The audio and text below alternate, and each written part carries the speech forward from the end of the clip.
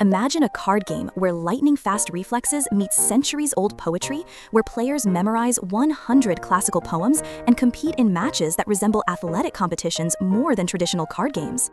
This is Karuta, Japan's most intellectually demanding and physically intense card game that has captivated players for over 4 centuries.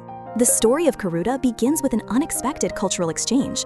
Portuguese traders arrived in Japan during the mid-16th century, bringing with them playing cards called karuta. The Japanese adopted this foreign concept, but transformed it into something uniquely their own. By the late 1500s, indigenous karuta cards were being produced in Mike, Chikugo province, marking the birth of a distinctly Japanese gaming tradition.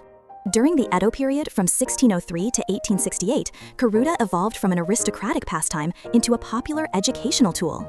The game drew inspiration from an even older tradition called kai awase, a Heian-era matching game using beautifully painted seashells.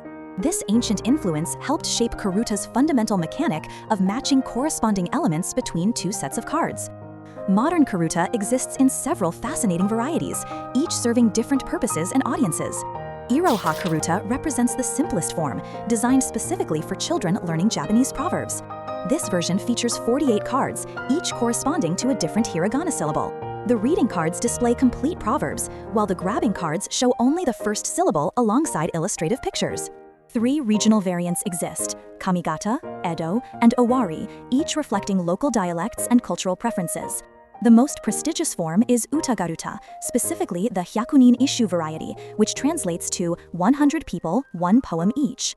This sophisticated version uses 200 cards divided into equal sets. The reading cards, called Yomifuda, display complete waka poems alongside portraits of their classical authors. These 31-syllable poems follow a strict 5-7-5-7-7 pattern, representing some of Japan's finest literary heritage. The corresponding grabbing cards, or torifuda, contain only the final 14 syllables of each poem, creating the game's central challenge.